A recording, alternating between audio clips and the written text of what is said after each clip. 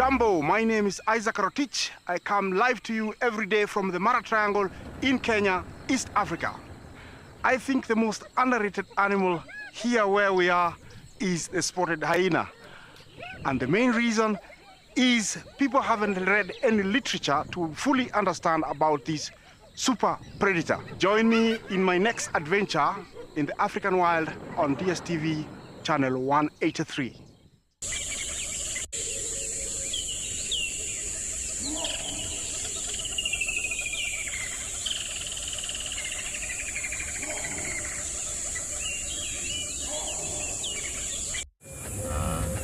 This program features live coverage of an African safari and may include animal kills and carcasses.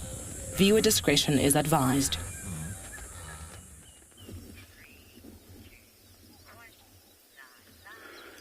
Good morning everybody.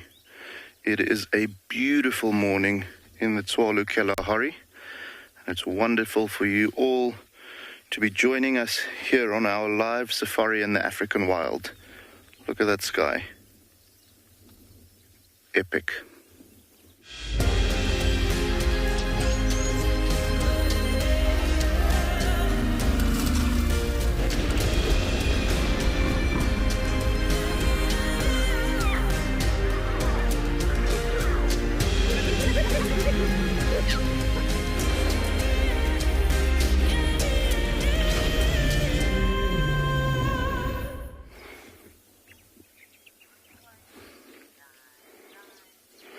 So alrighty guys, it's wonderful to be back with you. I had a couple of days of not being on drive over here. Had the incredible privilege of spending some time with a mother cheetah and two cubs, following them, seeing all of their movements, so that was incredible. By the way guys, my name is Moritz. I'm happy to be back. Behind the camera as always we've got Mr. David. So yeah, this morning our mission is to go and see if, well, we're first going to enjoy that sky, but after that we're going to have a look and see if we can find some cheetahs. Hopefully those three that I spent some time with, they are incredible. You'll see. They have been on the show before, but just a lovely, lovely morning. You know, cheetah in general are incredible animals. So whichever one we find, whether it's the two boys that's been hanging around in this area or that female with her two, I can't call them really cubs anymore. However, they are still teenagers. So I think they fall under the classification still. Or the mother with the four or something like that. As soon as we pick up on some tracks or cheetah for that matter or anything else, we're going to come to you. But for the meantime, we're going to go somewhere else, okay?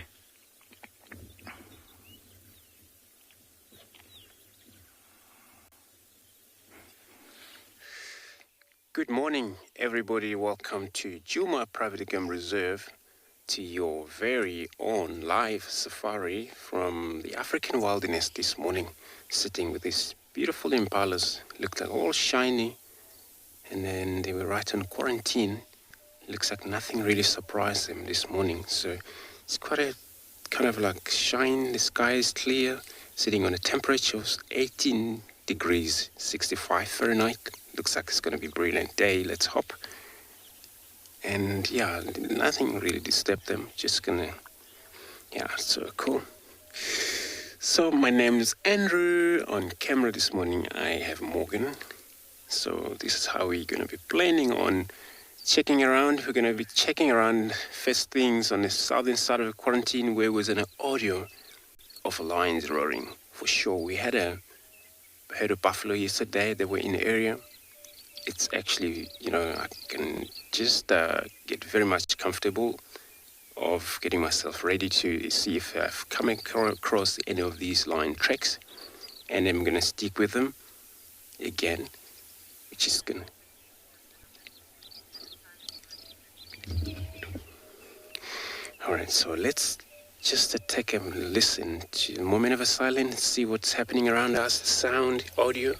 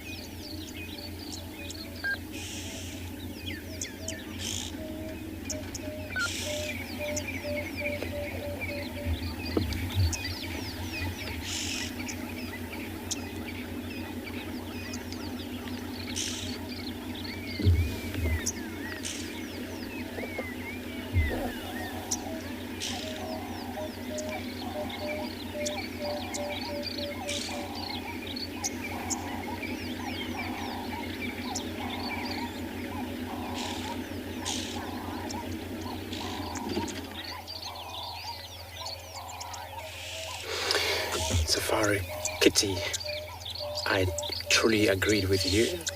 It's such a beautiful calls, especially coming from a different position, as we're sitting right in the high point over here. I might say we're in a high point because we can able to see clearly around us. And this sound, actually, it's amazing. It sounds like it's going to be a beautiful morning. And all you hear also, these are emerald spotted with dove. And they're all just bringing this marvelous instrument. So I'm going to leave these impalas since I'm heading south, hoping to locate these lion tracks, track them or find them straight away. While I'm doing this, let me take you over another live guide. Jambo, Jambo, good morning from the Masai Mara of Kenya. We have a black-chested snake eagle. Maybe he wants to hunt or something. My name is Tim, and behind camera we have Big James. A very wonderful morning, about 16 degrees Celsius, 61 degrees Fahrenheit. It's a very peaceful morning. Though it's still quiet, we can see that black-chested snake eagle is busy scanning the area. Not sure what is located, but it's still very early and find that there's activity in the long grass. Remember, we're coming to you live, hashtag Wild Earth for your question and comments. For our young viewers, kids question at wildearth.tv, on the YouTube comment section at FC. Send us your question and comments, and then we'll be ready to answer them for you. So this black-chested snake eagle is actually scanning for prey. As the name suggests, they go for snakes mostly, but often the times you see them going for rodents. In the long grass, there's always some grass mice, grass rats, tree rats, grasshoppers, and little other insects. They're also very territorial, so within their radius, they don't tolerate other raptors of their species.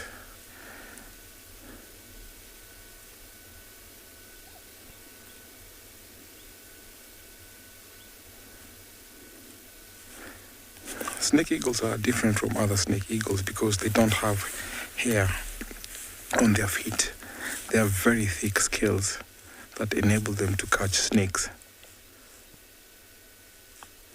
Very sharp talons, very sharp bills to actually help them subdue their prey. Sometimes you can see them in a pair, but only when they are nesting, but you always encounter them on singular pairs. Snake eagles have very sharp eyes.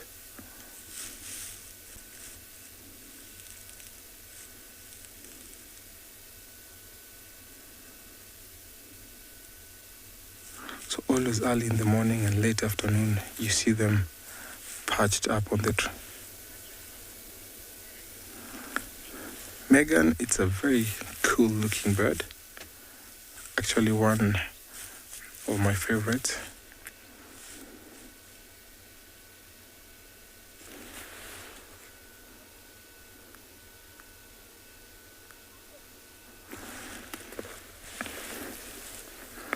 I've seen the increase of snake eagles here in the Mara, and that is a good indicator that there is food around where we are.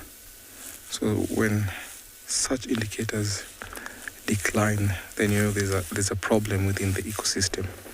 So the food balance has to be gradual, because we don't want to have lots of rodents, we don't have to have lots of raptors. So that balance is always in control. You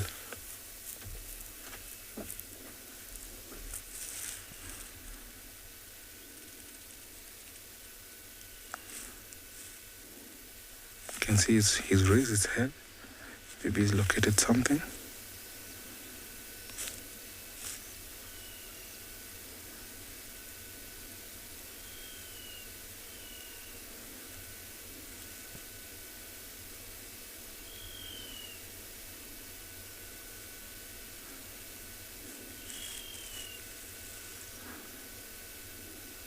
always easy to locate or to identify snake eagles because of their buffy heads. Unlike other eagles, snake eagles have very buffy heads.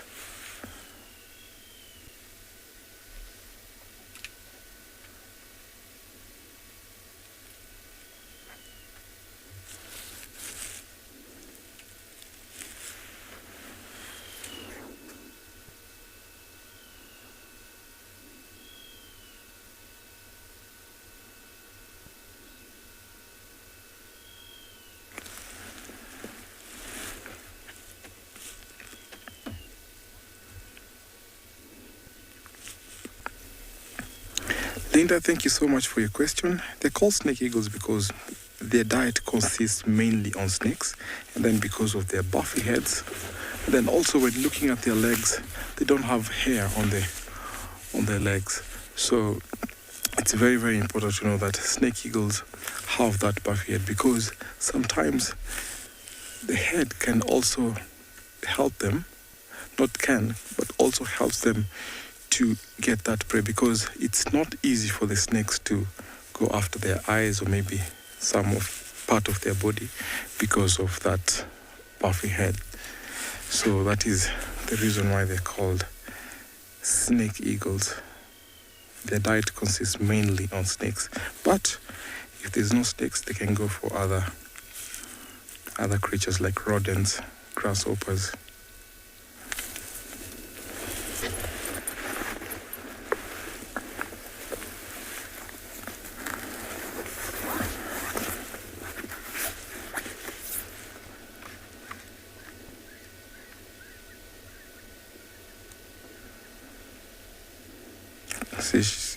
He's still scanning.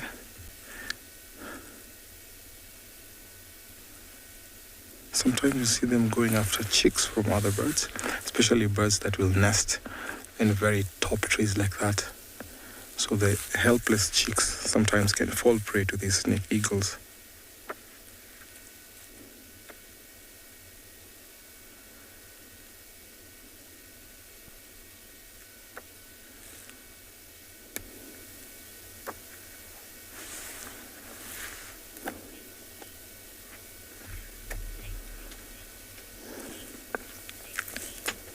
Stephanie, thank you for your question.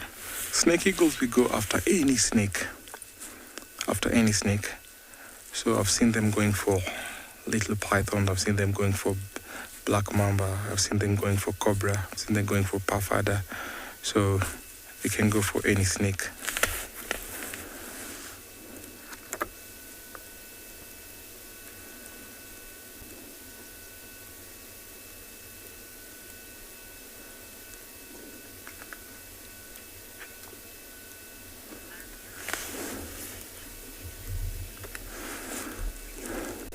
Marianne, thank you again for your question. They can eat both venomous and non-venomous snakes. So, as their name suggests, snake eagles, they can go for any snake, be it a venomous or a non-venomous snake. Especially in the long grasses, we find the green grass snakes. We have the spotted grass green snake. We have the common egg eaters, which are non-venomous snakes. So they can also fall prey to these raptors. But then if they come across a cobra, they can also go for cobras. They can also go for puff adders.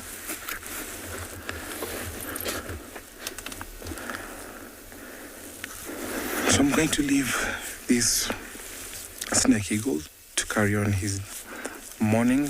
I wish him success to find a good breakfast as I go on to find something else, taking you over to another live location.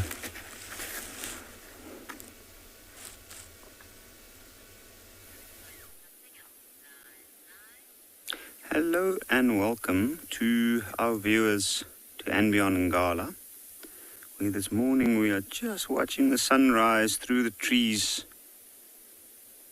on the northern bank of the Timbavati riverbed. We're just taking a little cruiser down the riverbed, trying to look for any tracks or signs from during the night, stopping every now and again to listen out. Now, myself, I'm JAPIE, and behind the camera we've got Owen. And we thought this morning we'll take a loop head west in the riverbed. We had tracks of a lioness with 2 youngsters near the camp last night. And there was also tracks coming from camp, actually, of a female leopard. And we've just had a good stop here. You can see the sunlight rising over. So that's the western side of the bank. You can see where the sun's falling on the sand. And I think after this cool morning, our chances are that we might find some animals out on the sunny side of the river. Now today the clouds have lifted almost completely, so it's not as overcast as yesterday. So it should be good for finding some animals this morning.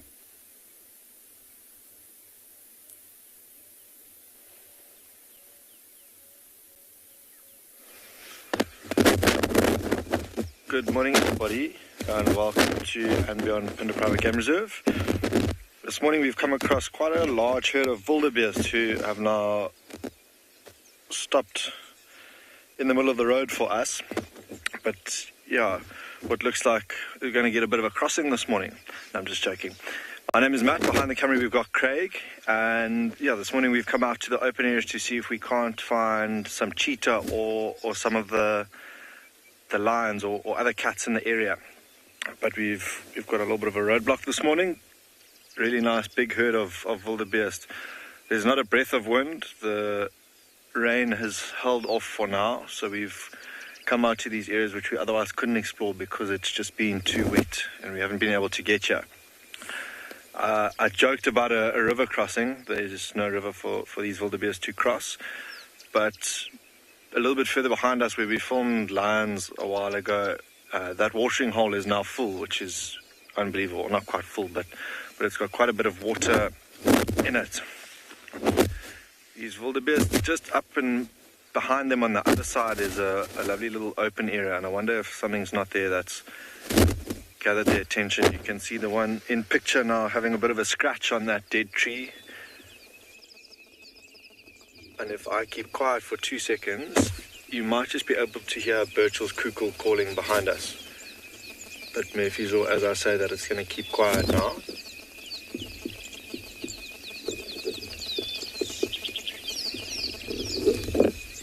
There it calls in the distance quite faintly. That call is a tricky one to mimic, so I'm not going to give that a bash this morning. But that chap in picture, let's have a look and see if this other one doesn't come to join it.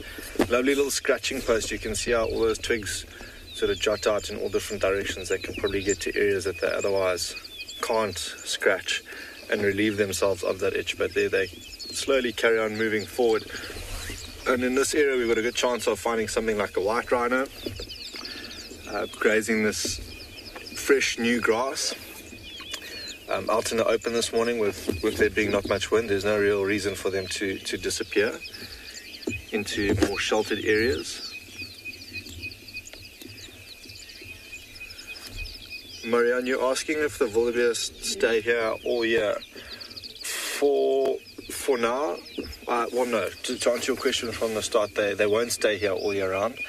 This particular area was burnt in August, and you can see the fresh green grass that's already starting to, or that already has come out, and that's quite a bit more nutritious for them. Wildebeest are what they call select grazers, so they'll eat the top half of the grass, and that's why you often see them with zebra, because zebra bulk grazers, they'll eat the bottom half of that grass. But with these areas having been burnt, and with the amounts of rain that we've had, there are sections that offer a lot more nutrition than others. Other areas of grass now might be in moribund, so they don't have much nutritional value at all. So no, they don't stay here all round. They will move to areas that have fresher grass, or grass that's a little bit more nutritious for them. This chap's really getting stuck in there now. If you have a look in the middle of your picture, almost looked like his horn was stuck in that Looks like a dead sickle bush branch. But he's moving the entire tree now as it sort of shakes its head about quite vigorously this morning. There's that Birchall's cuckoo calling again in the background.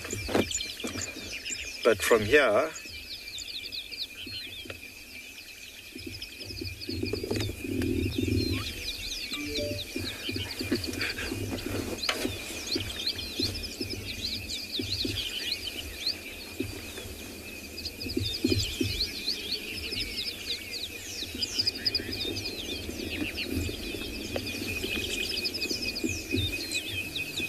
dead quiet, these wildebeest, as they move across. And I'm not sure if you heard there were 2 or 3 Birchall's cuckoos calling now behind us.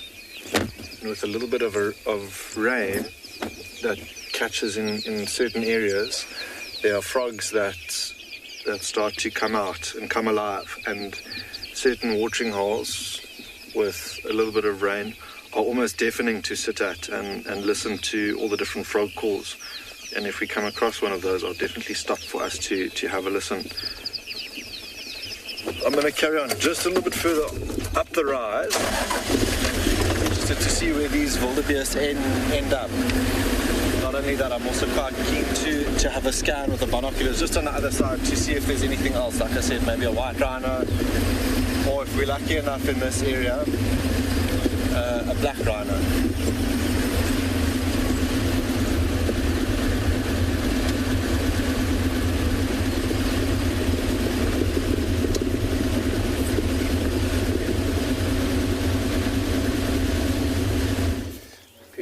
Good luck with that very rare sighting. Black rhino, good luck there. So we come in this position of herd of buffalo, all still laying down. But, my mission was actually to find them, and also to see what they're doing, whether they ever been disturbed last night or whether not. It seems to be all of them, they all just take it easy. Nothing around them I can promise like this. The only way they behave is that's all just lying down, take it easy, chewing their cud. Not even making a lot of noises here because everybody just quite a few of them that they all stood up, but whole majority just even closing their eyes.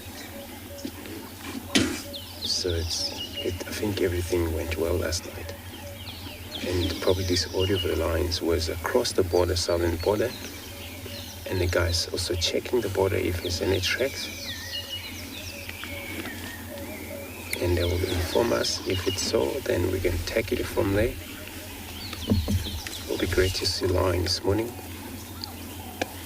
Hopefully also they will be on hunt. So we're looking at one of our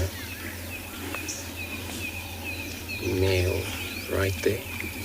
One, you can see how he's enjoying his card, kind of like salivating as well while he does that. So I'm gonna stay put here while taking you over another live guide.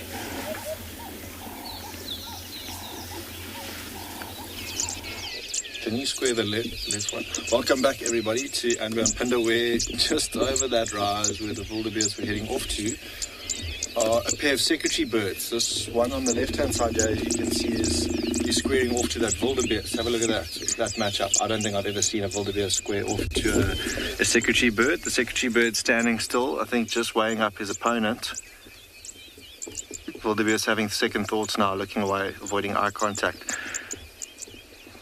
But maybe that secretary bird seen something in the path of that wildebeest that it might flick up and then could potentially have breakfast on the menu this morning. But the two of them, the other one now is walking further back around the other side of this little hillside, skulking about in the long grass looking for field mice or anything that they, lizards, geckos, you name it, to eat. And they are soaked to the bone, those two secretary birds walking through this grass that's probably drenched and holds quite a bit of water from last night. Now I got that wildebeest obstructing your view of the other one, but if it does walk out, you can see it's there. It walks out into the open, but it looks like it's just been hosed down, and maybe stopping briefly, waiting for a little bit of a gap in the clouds and for that sun to warm itself up and shake its feathers off.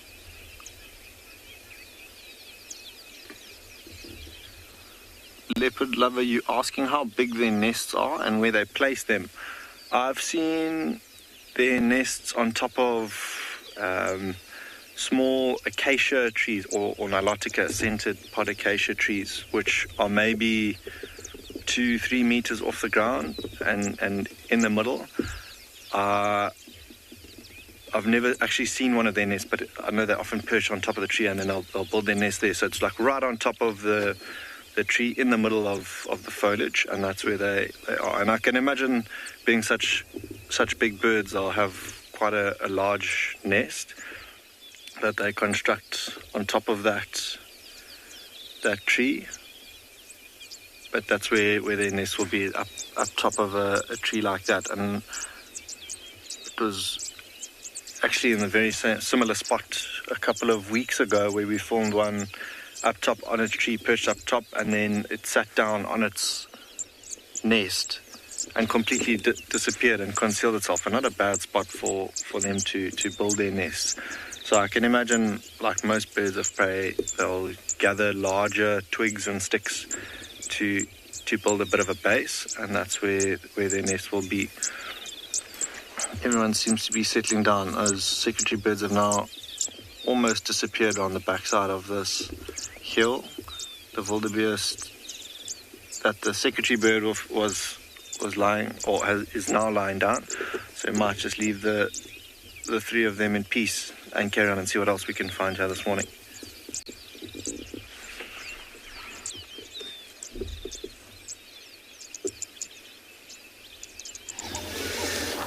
Beautifully.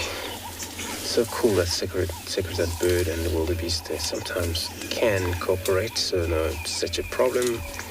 Still in this herd of a buffalo, and then still doing their best. As you can see, all just closing their eyes, the sun shining through their eyes, and they're all looking towards the sun there. So it looks like there's actually beautiful light penetrating through their position, and all they feel, it's warm. Temperature dropped last night, and then they're all just gonna enjoy this kind of like warm up before they forage. Not sure how long it's gonna take for them to be able to move from this direction here. And looks like they move, but they didn't actually move far distances. It was because when we left them, it was already slightly getting late for them to be able to reach far. Or for sure, there's no need for them to be able to aim or be on such a mission to reach far distances, because they depend on water pretty much. Water's everywhere. Look at this female, looks like she just kind of having a long night of moving around, the way she just chewing card of her eyes closed. She could hear me. There's quite a lot of males, young males in this group, also big male as well. Those are the ones all surround the herd, make sure at night the rest of these young one all group in the middle for safety, because they do get disturbed, and that happens caused by lions flashing through them, trying to hunt them down.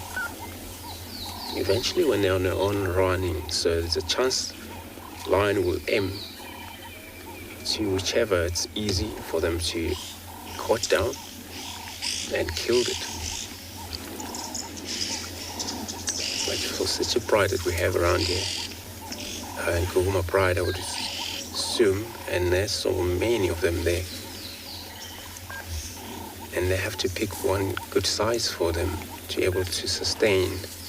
Make sure everybody has a good feed of breakfast.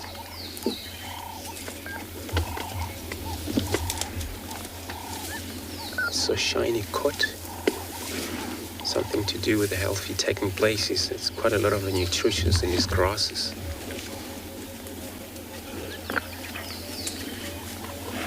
And sometimes when this grass is so green, vegetation is so green, they tend to drink less water because they get most moisture from the grasses for whatever they eat. So I'm gonna move slightly forward to have a look at them on the other side. Otherwise, I'm gonna check the southern boundary here, see what is happening. While I'm doing that, let me take you over another live guide.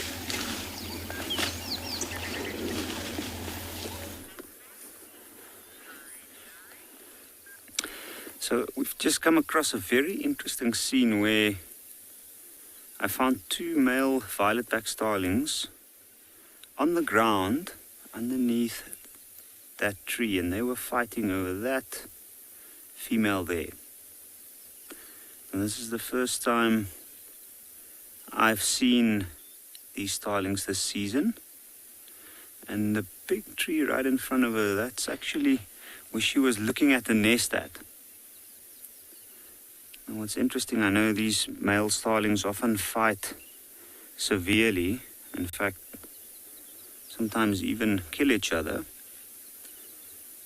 And once they arrive back during our raining season, then there's usually a lot of competition going on amongst the males for the females. And you can see she's actually quite dull. She's got streaking on the chest, and then she's like a dull brownish color, where the males are extremely beautiful, with a stark contrast between a bright violet upper parts up to the chest, the head and the back, and then the white belly. Now I'm hoping that we might get a glimpse of one of these males, because I know they are around.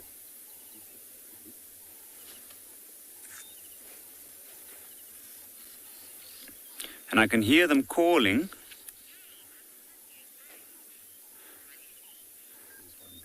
Gracie, I'm very, very happy to hear that this is a new bird for you.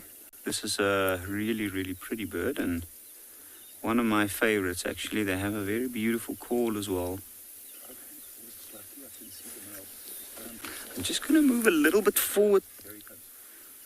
Oh, there we go.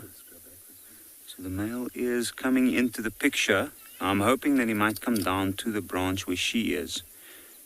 I'm going to move slightly backwards. Now there's also 3 more that I can see that's in the tree off to the right of this. You can see he's sitting in the shade, so his colors isn't lit up at the moment. And that is the victor.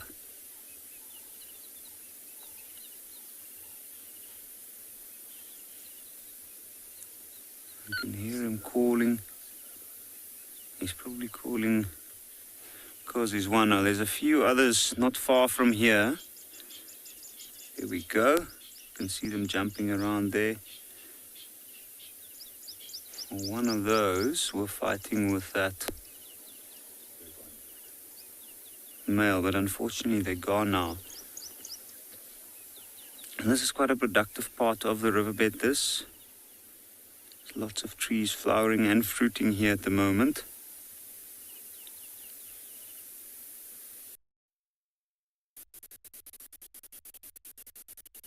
And I think that they might even use one of the holes in that tree to nest in. But I think we might move on from here and continue our search along the riverbed.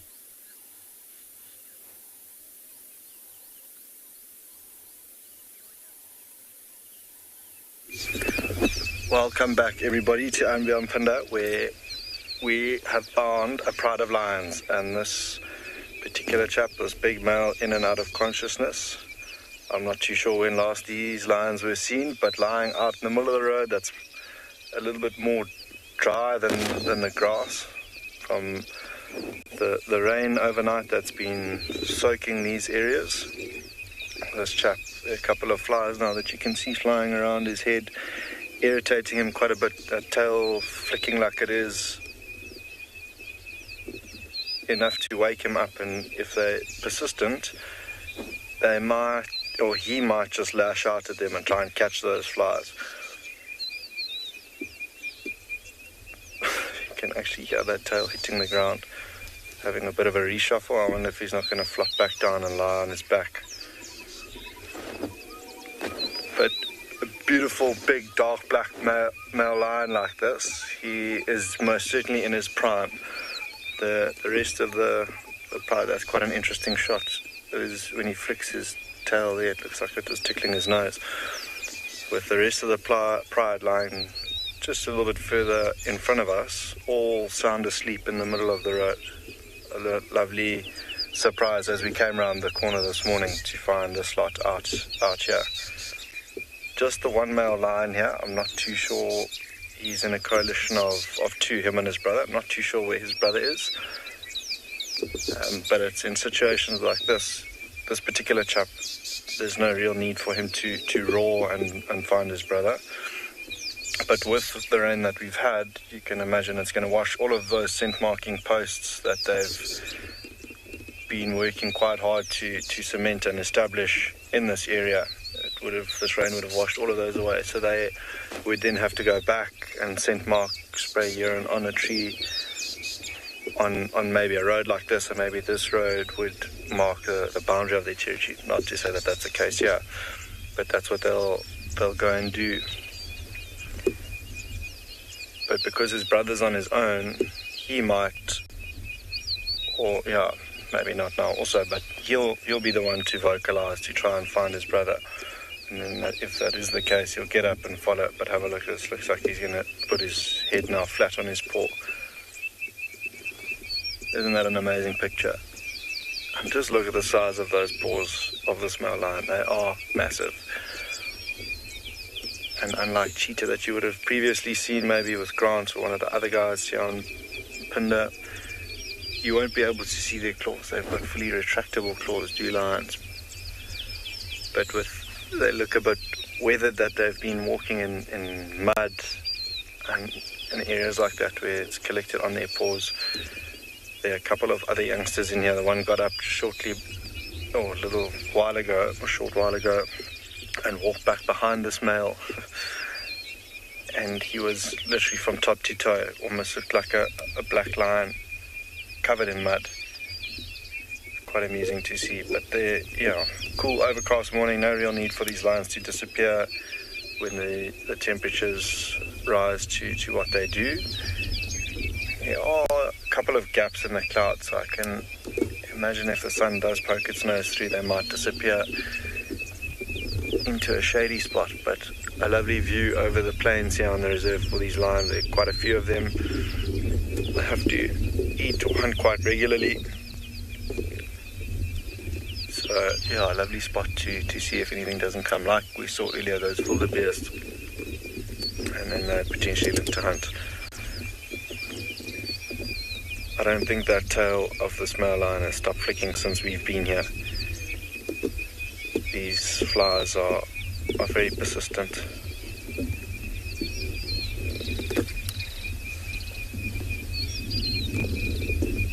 Yeah, Yvette, you're asking if having less males on the reserve means that they're less stressed. Sure, that you'd have to ask the lions, but I only know of 2 occasions when coalitions of males here have come into contact with one another. There's so much food in their territories and water and everything else that there's no real need for them to go in as far as wide as lions or coalition of males like in an area where JAPIE is in the Kruger Park have to. So maybe these ones are slightly less stressed than others. But I was just looking now, there's a maybe I'll ask Craig to put in a picture. There's a lioness here with quite a big gash on her nose. You'll see shortly where she's lying on the right-hand side of this lot. She's got quite a big gash there, and that looks like quite a serious scar.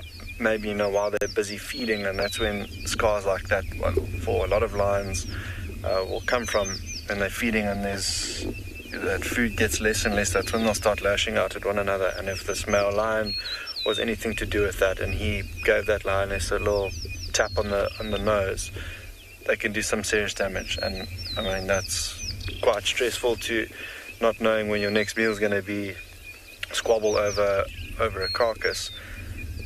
There's quite a bit of stress involved there, I'm sure. But just looking at this lot, not much stress this morning, at least. Well, I say that, and that male lion has now opened up his eye, and he's giving me a beady eye. So maybe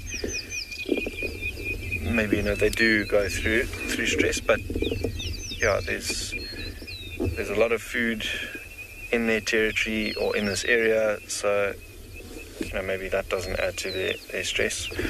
But yeah, very interesting question that you've asked.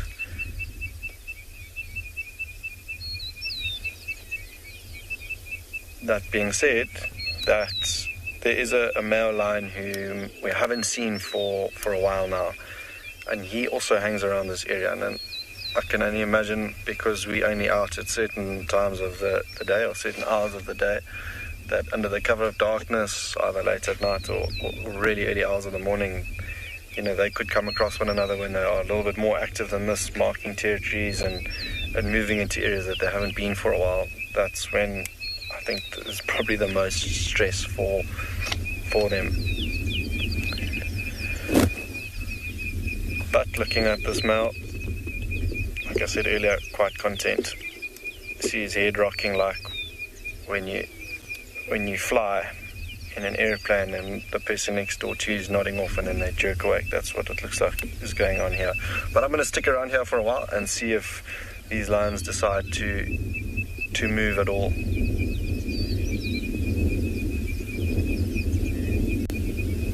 Oh, what's coming? Welcome to a very pleasant day here in Djuma. Actually, no, Buffelshoek. We've been sitting for quite some time this morning enjoying our spots. This is Tingana, who is clearly sleeping. My name is Lauren, and I do have Niels on camera this morning. And we're up here in Buffelshoek, the property north of Djuma Game Reserve, just enjoying our very flat, sleepy Duke, Tingana. Now, I have not seen Tingana in such a long time. He was my love for a very long time, and sadly he just decided to up and leave. And it's sort of the general consensus around here that Tingana, as a 14-year-old male, is nomadic. He's still in fine shape. Not so easy to see from here, but you can see the shoulder blade, the scapula, right at the top there. A specially designed scapula that leopards have that provides a large surface area for lots of muscle attachment sites, which gives them the power to climb trees the way that they do. So he seemed to have a busy night. Andrew had him, and he stole a kill. So I haven't seen his belly, but I can only imagine it is very full. And his nickname, the sausage, one of many, will most likely apply right now. I think Tingana is the only leopard in the area that has about 50 nicknames. He can get really creative, but it's such a joy to see him. It really is. And just an update for you all, I checked the hyena den, of course. Did any of you doubt it? It's not active, sadly.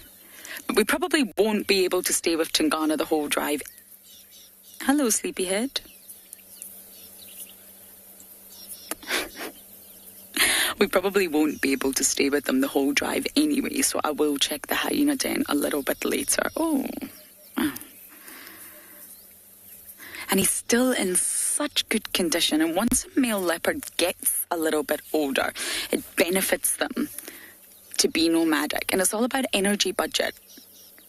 Territorial sort of behavior comes with sawing. It comes with scent marking. Like the male lion just had to re-scent mark because of the rain. It comes with a lot of sort of territorial behaviors. And they are energetically really, really expensive. And therefore, once you get to a certain age, and he's got a lot of male leopards to contend with, it's actually more beneficial to just go completely nomadic. You save energy that way. You just sort of navigate the landscape a little bit more silently. You're not trying to show yourself vocally or chemically. You're not trying to be the dominant territorial male. He's an old man, after all. But he's surviving and thriving without a doubt. But it just means he can save a lot more energy without the constant calling and marking. He doesn't have to go on patrol anymore. A male leopard on patrol, that can take up to about 25%, so a quarter of the energy budget. It's a lot of work. But he'll still mate. He was mating with Luna the last time I was here, so that was about 5 weeks ago. So he'll still take any opportunity that comes his way in terms of the ladies, quite literally. He won't go seeking it. The ladies will come to him. And Tungana's always been very good at avoiding clashes with other males. Hukamuri, on the other hand, not so good. Hukamuri tends to battle, engage, and, well, has received more than a few bashings, shall we say, whereas Tungana has a bit of a reputation for fleeing when trouble arises. And Tungana started to go nomadic when Mulwati appeared in the area. And it's definitely the best move for him. So, I'm not going anywhere. I'm going to sit here and watch my favourite leopard sleep.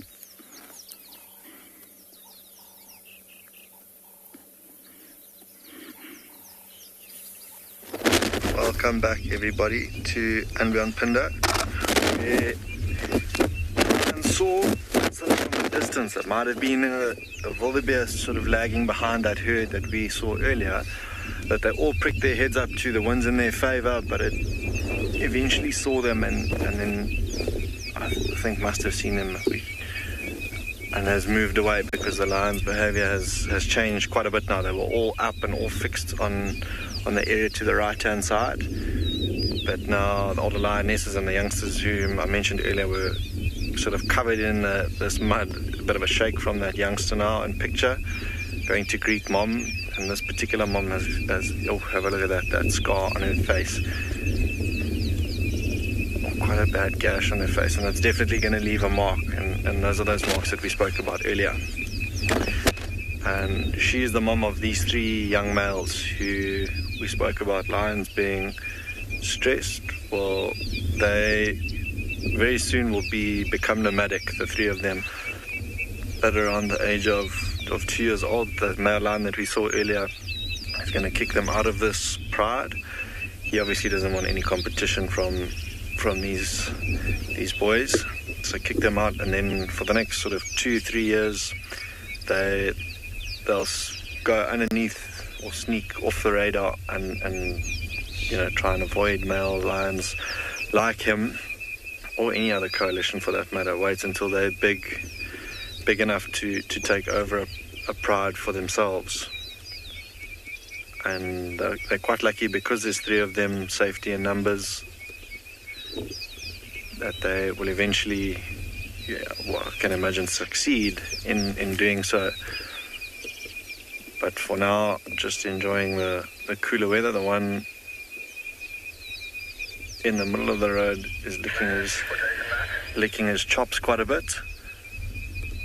Big old yawn. We'll see now if he doesn't yawn again. They often yawn more than once, and that shock of oxygen to the brain means that they starting to wake up a little bit more, or might get a little bit more active. Look, big old yawn again. We'll see now if it's contagious with lions yawning, if it passes it on to any of the others.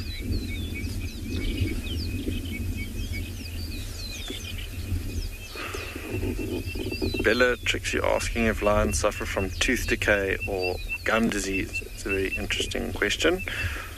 There are some male lions that will lose teeth completely in fights.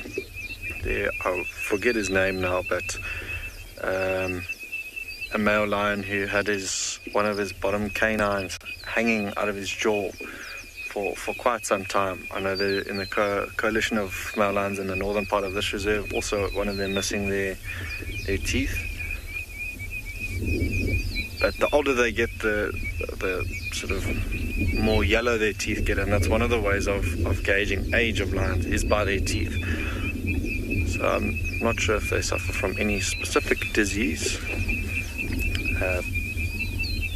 but yeah, they might lose one or two in the process.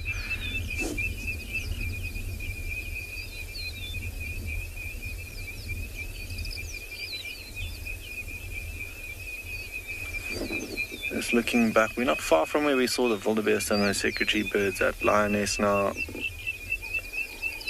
quite fixed on something off to the left-hand side.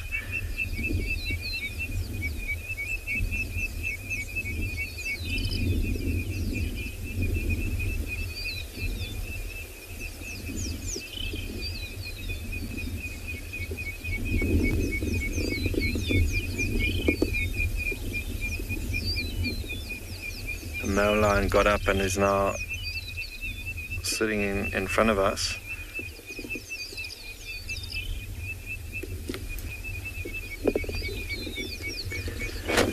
Tucked away, this lioness, both of the moms having a good scan around. I might just do the same and see if there's anything else, but definitely going to spend a little bit more time with them because they are lying where they are and see if anything changes.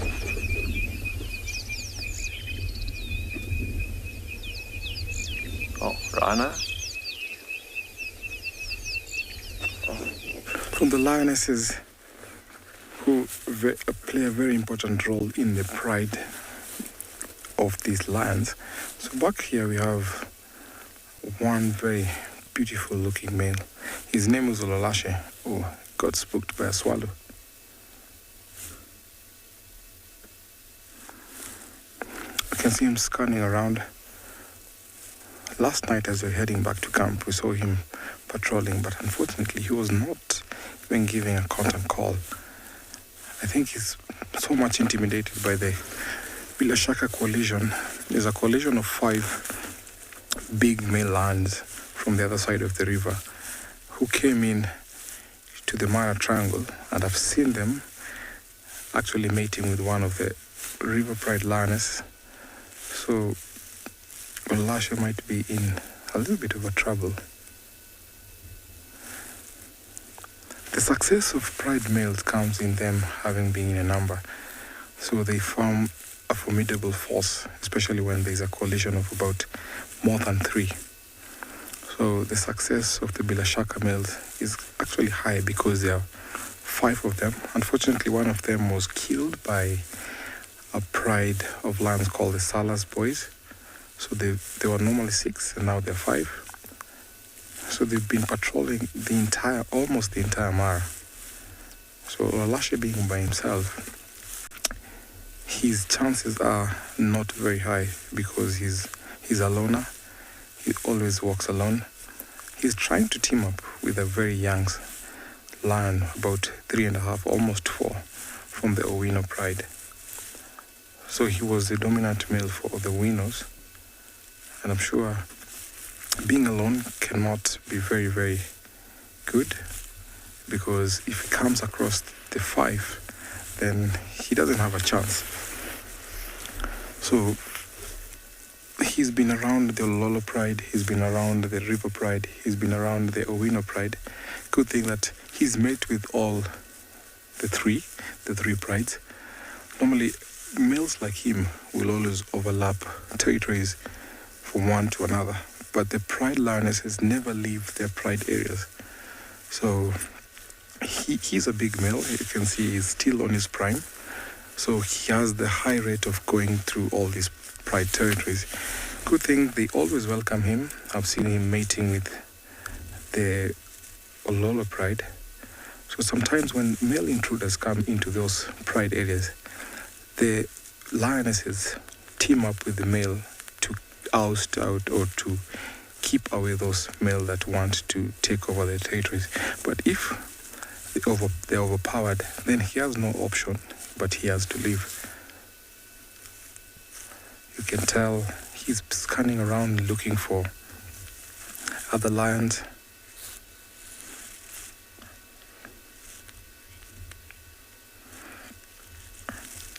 Paul Zilla, thank you so much for your question.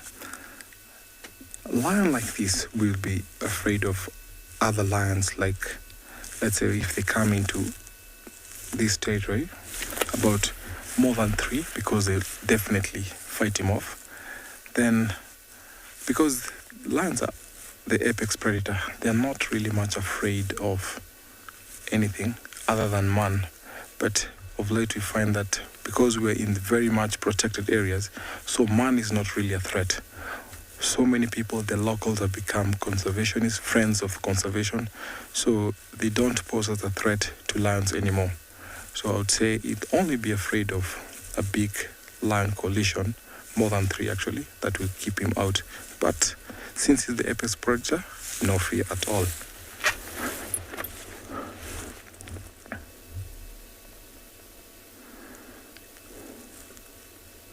For more than 4 days now, they've been hanging around where we are. I think they had killed a very big prey. Could be a giraffe or maybe a buffalo. Because from camp we could hear them roar all night. So the good thing is that the Lolo lionesses welcome him so much. So he's been hanging around them for those 4 days. Is all because this morning we didn't find them where we saw them last evening and last morning.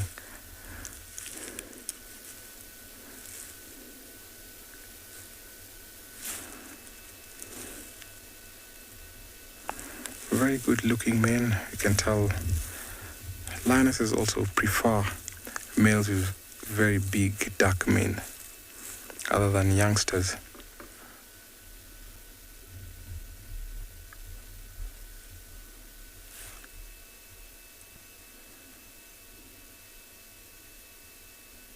So the bigger the mane also helps them to cushion blows from other lions whenever they come into a fight.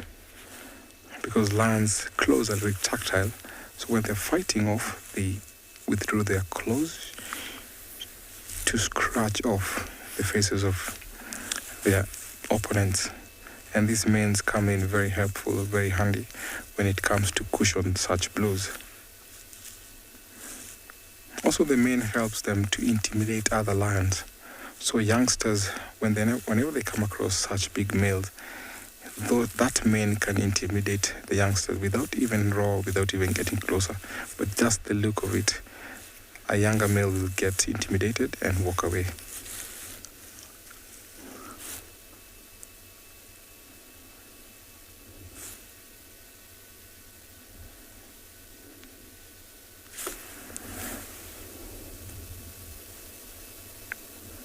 The good thing of male lion like him, they have an advantage of walking from pride area to another, especially when it comes to food. Because mostly you find these lions don't always hunt on their own, but they depend mostly on their lionesses for food. So for example, if the Ololo pride have something to eat, he can always join. If the river pride has something to eat, he can always go and join. If the Wino pride has something to eat, he can also join in. So he's very much at an advantage at the moment.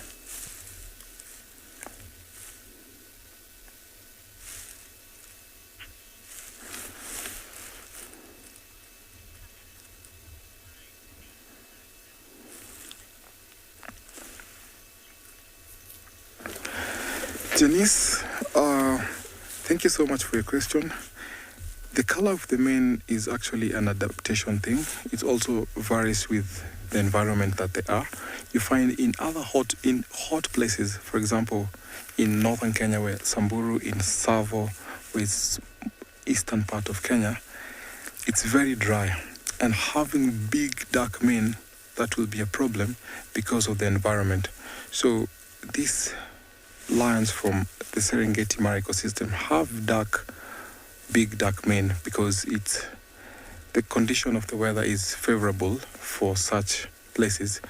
You find that the lighter and more brighter, it also helps protect them from the scorching sun. So here we have temperate weather, where you have cool days, cool nights. Sometimes it becomes rainy, but in the dry places, you find that it's always very harsh and tough. So sometimes lions don't walk in very big prides. You find lone males sometimes will form coalition, and then it can be easy for them to hunt when they have smaller, lighter mane. So here it's also because of the gene. So where conditions are harsh, you find that lions have light, small mane. In such condition where the food is favorable, we find that they have big, dark mane.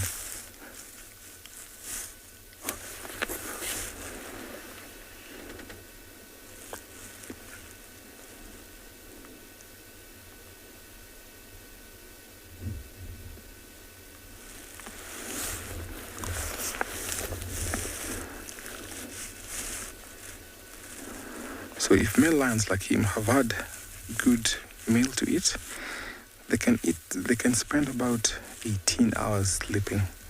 Lions sometimes can sleep lesser or shorter time period than the males. They can sleep for about 12 hours in a day, but male lions sleep longer than the females.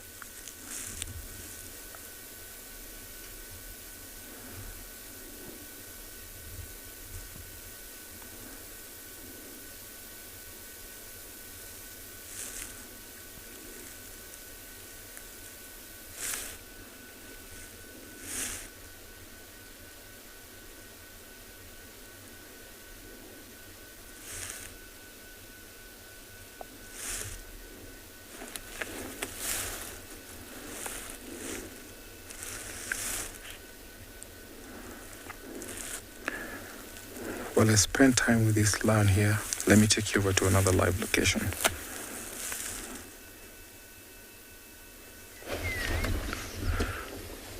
Welcome back, everybody, to a little bit of action. Have a look at that. These two youngsters playing with one another now. They were a short while ago stalking and then chasing after a warthog and fell. You can see now they've turned to one another to play with.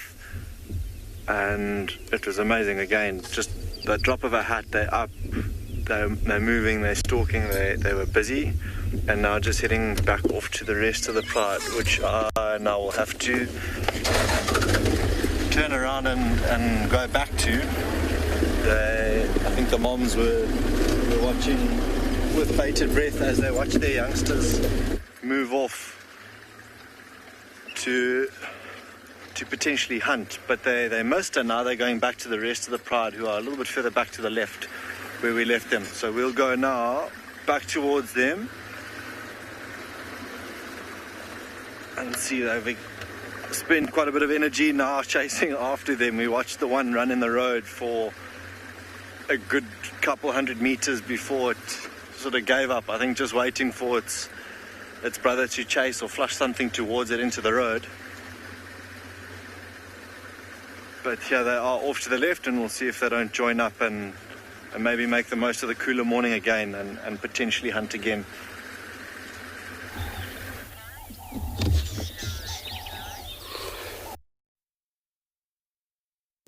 Forget to join up again. Sitting in here, we're on a position of a twin dam. Beautiful tree squirrels on top of, there are two of them. See how sometimes we expect only lions doing grooming, but also squirrels do that. Looks like female on top of the male, but this is all about taking care of each other, cleaning for their own parasite. And all male does, just take it easy. They kind of like started to forage right now.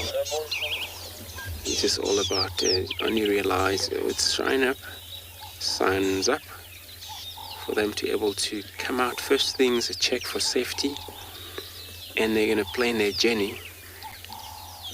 Sometimes you see more than 3 squirrels sometimes 4 together, usually male and a few females around.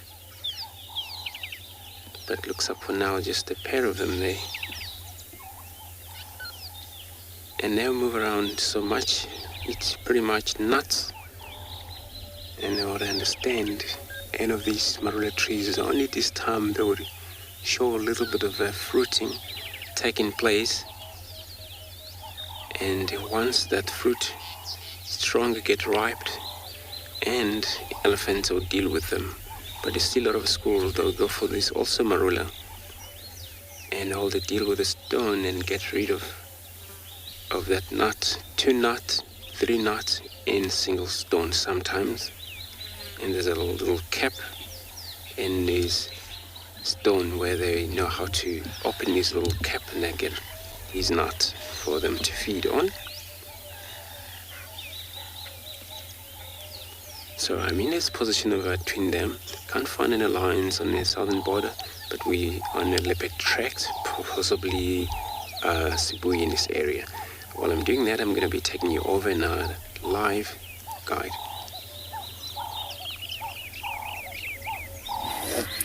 Good luck, Andrew. Tingana's on the move. He just decided to get up and, well, move. Which is interesting. I have not seen Tingana stand up for a long time. His body condition is looking good. He's always got that sort of stiff hip, limp.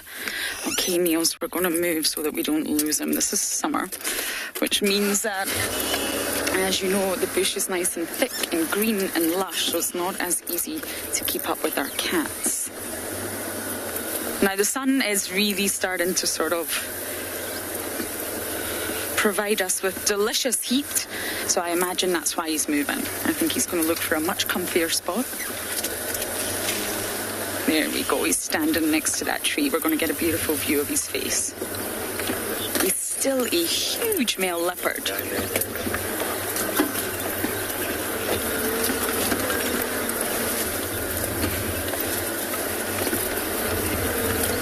There, I don't want to block his view. He's staring this way, he's watching something. He can't possibly be hungry. I believe you had an impala last night in Ghana. And it wasn't yours, was it? No.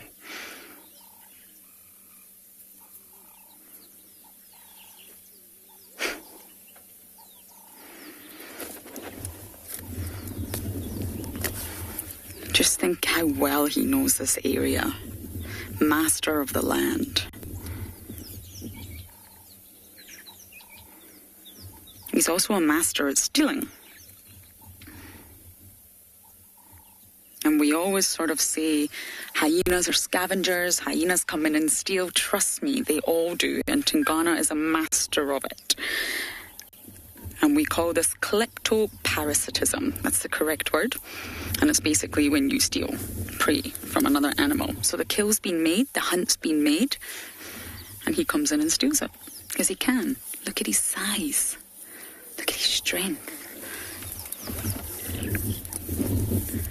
Oh, that's my head.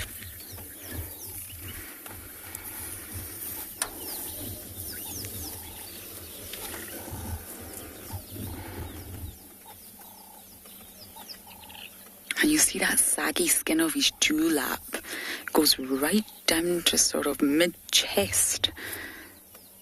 The bigger the dewlap, the more dominant the male. Okay, Niels, we're going to follow. I'm so happy.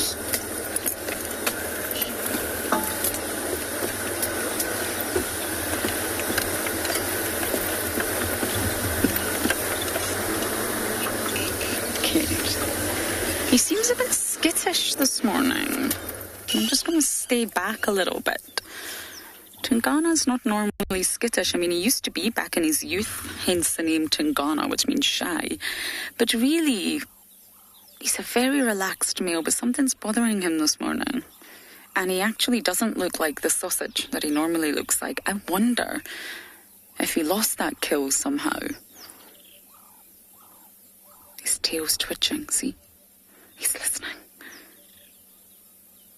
I think he's still hungry.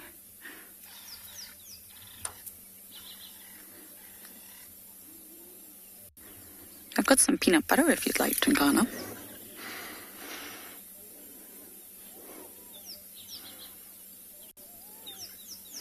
When we were driving here, there was impala. I can't see them now, but there was definitely a big herd of impala. He really doesn't look that full. Okay, we're going to try our very best to follow the Duke through the bush.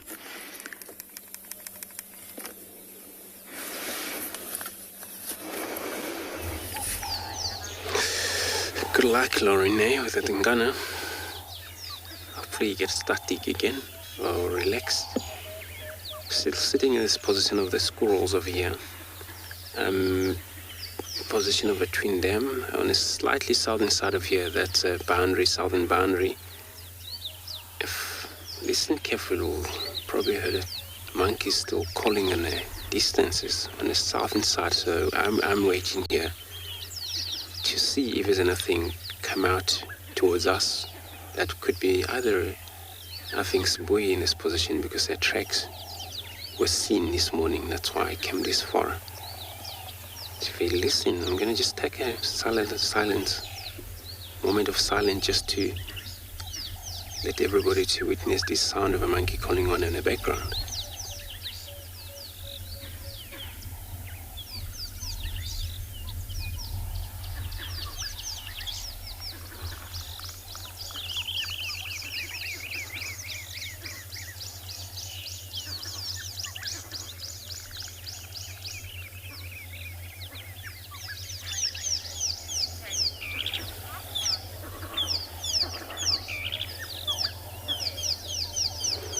KB, good morning. You want to know how far squirrel can, I think I understand, how far squirrel can leave from one to another tree. So I assume you mean in terms of foraging. They're kind of like since the male can actually able to dominate 2 to 3 female.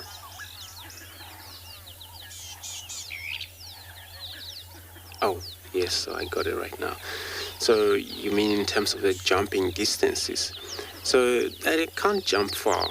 That's why they need a very much combined trees and then for them able to reach. So they can jump anything from 1.2, nearly 2 meter sometimes when they can. But jumping from height to the bottom, anything from maybe 3 meter when in emergency.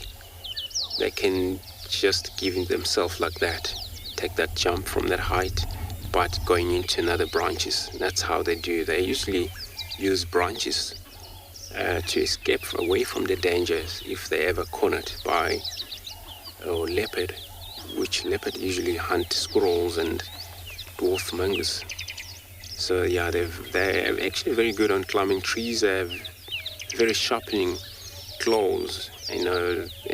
Allows them to grab immediately, and sometimes they climb very far high up in those trees over here we have, and there's some of the trees, it's quite a thorny, hook thorns, acacia, no thorn trees most, but that's how they do. You find them right on top of those because sometimes they forage, look for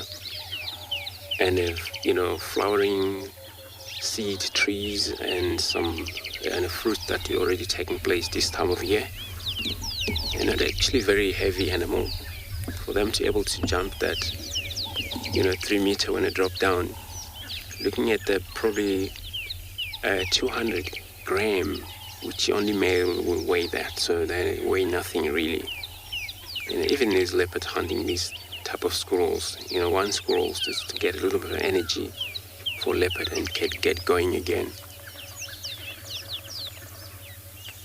So they're very diurnal. They move only during the day. At night they will be sleeping, and they make sure there's a wall. They sleep in different holes, sometimes same hole for probably 2 days. They will use that, and again they're all just going to move forage somewhere else.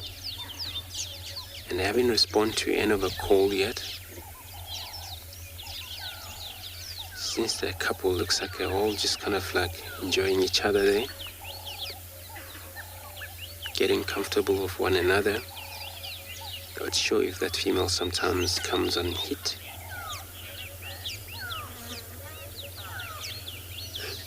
Jennifer, yeah, you're right. It's especially looking at these beautiful squirrels. You look at their colors, kind of like slightly golden, but they're hairy. Their tail is much hairy than the rest of the body.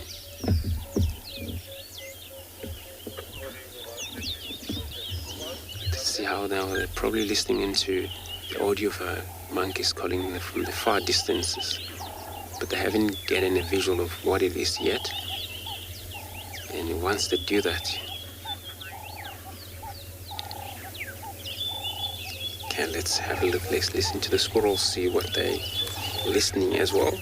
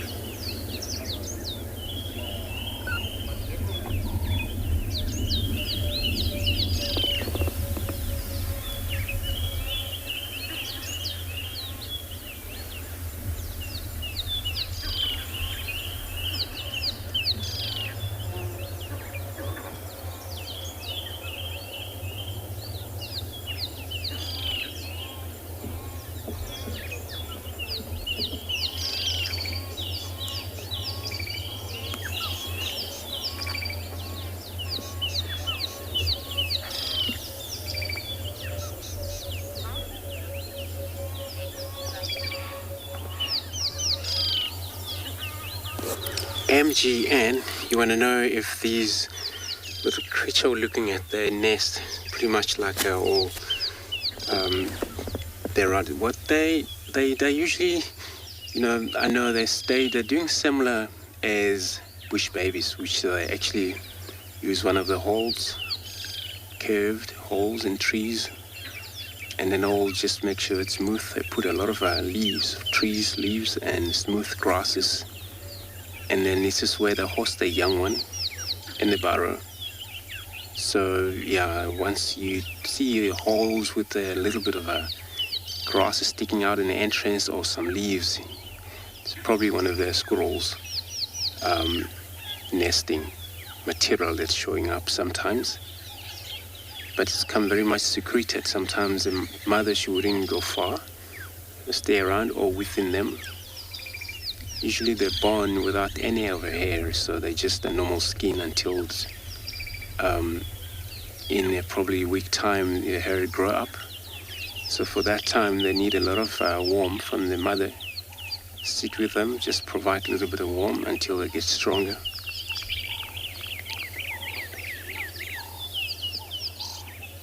I mean, that's so cool. There's only tree squirrels we have here. We don't have a ground squirrel. Those are slightly bigger. And they have very strong teeth that were able to do anything they can with these teeth.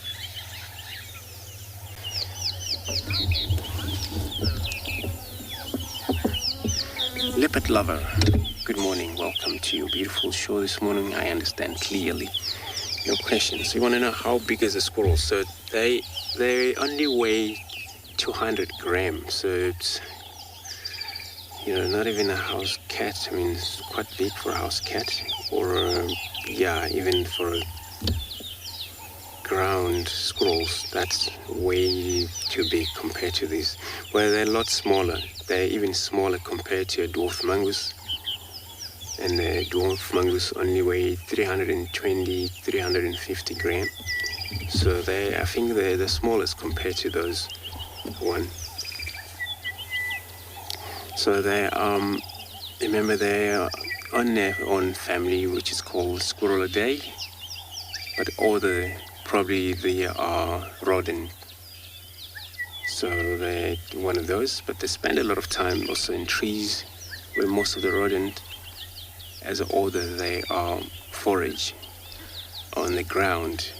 Is porcupine, is rat type. Sometimes they got their own entrance, or they build their own entrance through thicket or grasses where they run around for emergency. Also hunting technique they got. These they spend pretty much a lot of times up in trees. When they go down, sometimes when they want to, they do that, no problem. But they love being up in trees where it's not comfortable for them. For their own survive, they always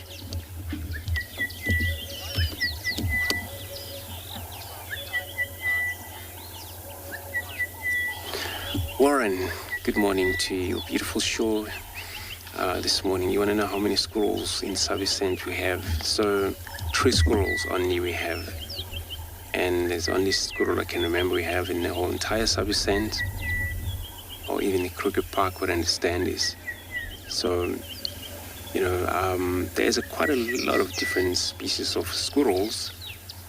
Can be over 30 sometimes, 20, 30, somewhere there, difference, but all over, I'm talking about all over the reserve, or some even out of reach in Madagascar. There's also flying squirrels, which we don't get around here. Those when you got them in forests. And then when you see them do that kind of fly from that height point and they drop down to other trees, and they do technique of their skin, pretty much like a parachute when they come down. So it's quite a lot of different species of those. So only depend where you are, but if in this region, the Savicent, Kruger National Park, you would probably looking at the squirrel every time you see squirrels, 3 squirrels. Looks like it's just gonna vanish like that because it's already quite a beautiful warm for them. They're already warming up there, so our squirrel's gone. So hopefully I think everyone enjoyed that. So I'm still sticking around in his southern boundary just to see if there is a monkey still calling. Otherwise we'll investigate just to see if that leopard will be around. Could be leopard or lions, never know. But let me take you to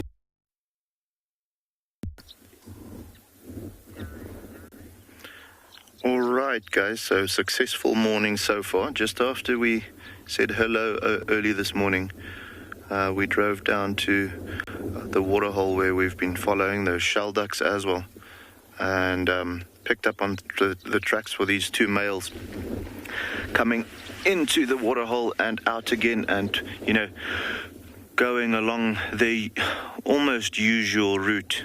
Luckily they've got quite the set route when they're busy patrolling. However, at the moment, lying on top of this dune, I think they're scanning out for some prey, possibly looking for something a little smaller than an oryx or a gemsbok. There is one in the distance, but that's quite far away, and they have been seen going for them. However, it's just too much of a risk. Yeah, just over, quite far away. We'll show you now. There you can see him standing. So, male oryx, or gemsbok as they call them nowadays, just those long piercing or spear-like horns, and the sheer size of the animal just makes it a little bit too risky for these boys to really go for them. If they are absolutely desperate, yes, they will go for them. We have actually had a sighting of them doing that before and being successful. Quite a long kill though. But they'd rather prefer going for something like a red hartebeest or maybe an impala or a springbok or something like that. A female kudu is also going to be a prime target, or a young oryx for that matter. Just interestingly enough, you know, these two boys, with them operating mostly in this area where we are in right now, that female with the two cubs,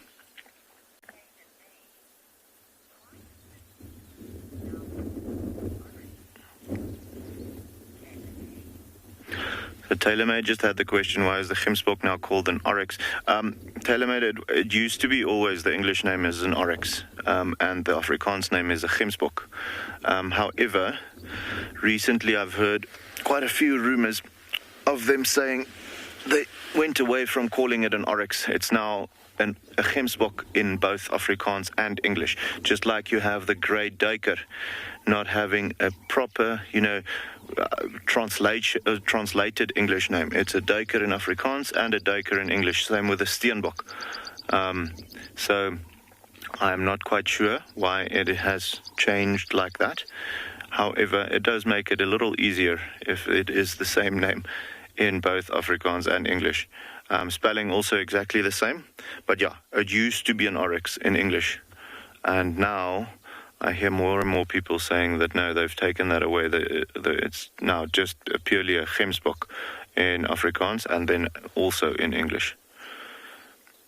But yeah, stunning animals, guys. Both the Gemsbok and the cheetahs, absolutely beautiful. But what I wanted to say earlier was these two boys have been hanging around that female with the two cubs that I've been seeing, or that I had the privilege of spending some time with now over the past weekend. So, and it would seem like they are quite close to, you know, getting in that mating process. The cubs are now about 18 months old, so it is a good time for them to start doing so. For the female, the mom now, to start looking for a mate to mate with, and her kicking them out not too long from now. However, physically with our own eyes, we haven't seen any mating done. So I think maybe another month or so, and then she's maybe in her next estrus cycle. We might have some mating cheetahs on the property, well, that we know of. So very, very cool. Exciting times lying ahead. Then maybe in another 3 months we won't only have the one female with the cute little fluff balls. We'll have two, and that would be incredible. But yeah, guys, like I said, perfect spot for them to just be lying on, having a look out, not only for prey, but also to, you know, scan out over their territory, or their home range, depending on where they are in the area. So looking out for danger, looking out for, you know, potential enemies or potential intruders when it comes to other male cheetahs, as well as prey species. This vantage point is a great, great spot. They love this particular dune. We get them, I want to say, once to twice a week. We find them lying on top of this dune, just scanning over their kingdom. And with today being a cloudy day and a little bit chilly, I have to admit, it's the perfect opportunity for them.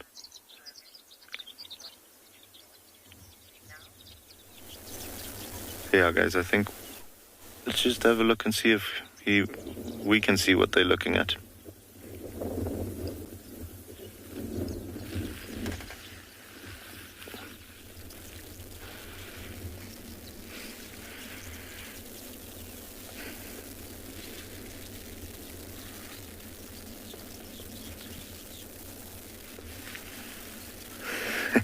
Okay, so they were looking at a vehicle driving past on the road just behind us at just a couple of seconds ago. But from what I can see, there might be some blue wildebeest coming through, that in the direction that big boy is looking. Yeah, right over there. But they are still probably, I want to say, a kilometer away. You can just see the little black dots in the distance. The only other thing that I can see at the moment is that Gemsbok. So possibly...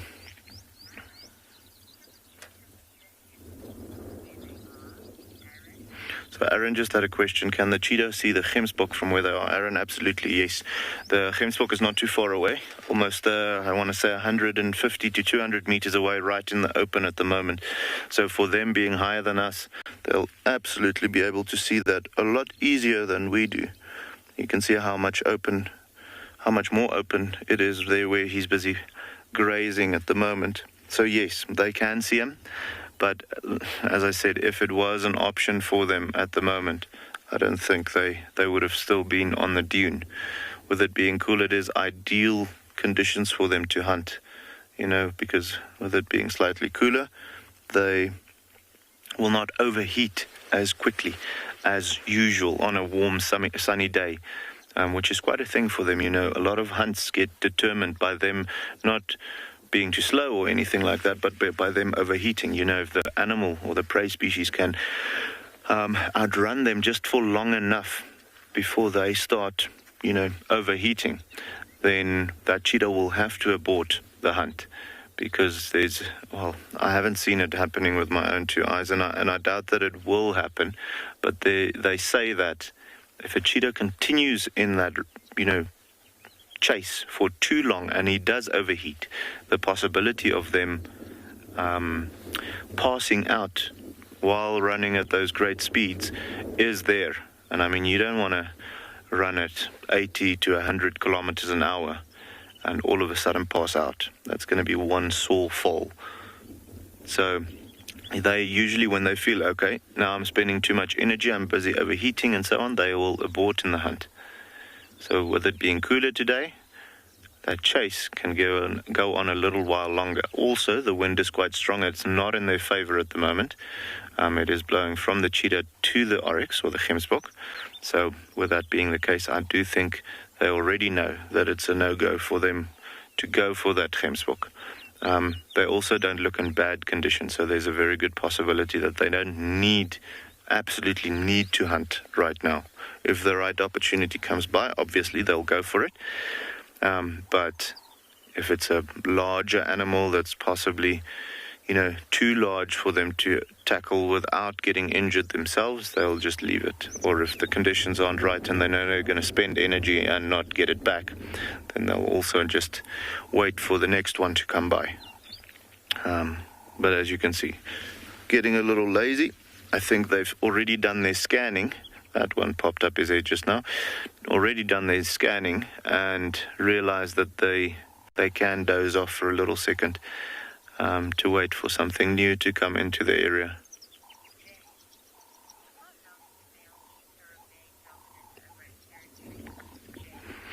So we just had a question from James. How long do male cheetah remain dominant over a territory? James, there's a couple of things that determines that. Firstly, the size of the coalition. That's, I think, the most important. You often find males either by themselves or up to 2 in a coalition, but I have personally seen coalitions of up to 8 males sticking together. Now imagine how much more dominant and how much more powerful 8 males are in an area than 2. So, okay, to give you an idea, as far as I'm aware, these 2 boys have now been in this area close to 4 years where they've been the dominant guys. So quite successful, and still relatively young as far as cheetahs are concerned. They're only about 8-9 years old now, so they've got at least 2 or so years left of them being in their prime. So typically speaking, let's say if we think about 2 males, depending on the density of the population of cheetahs in a reserve, and also the environment. Obviously in the Kalahari, the amount of cheetahs in a specific area is going to be much lower than that in the, let's say, Masai Mara, just because of the availability of food and water. So with that being the case, in areas where there's lower density populations, the animals will remain dominant for longer. So these guys can go up to maybe 5, maybe 6 years before there might be new guys coming in and being the stronger boys. And then again, if you have a single male taking over a territory from, let's say, another single male, or very old boys that can't defend their territory anymore, he might not be in that territory for too long. As soon as you've got at least just only 2 males coming into the area, they're going to kick him out. So typically speaking, you'll find that in single male operations, they are mostly nomadic. As soon as you get more, then you find territorial boys. But yeah, guys, we're going to stick with them for a little bit and then see if they don't want to wake up or something come into the open or so.